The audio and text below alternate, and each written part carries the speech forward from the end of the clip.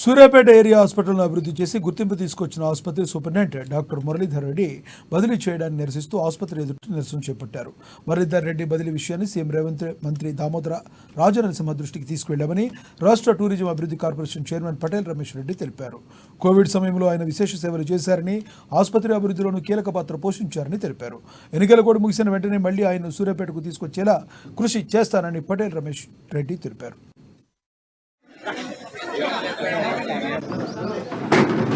నువ్వు పడుకోకుండా ఇట్లా లాస్ట్ ఉన్న వాళ్ళు పడుకోకుండా పక్కనే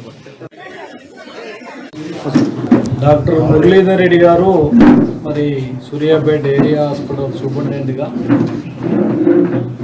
ముఖ్యంగా కోవిడ్ టైంలో కానివ్వండి, హాస్పిటల్ అభివృద్ధిలో కూడా చాలా క్రియాశీలకంగా పనిచేయటం, ఒక మంచి గుర్తింపును కూడా ఈ హాస్పిటల్కు తీసుకురావడం జరిగింది.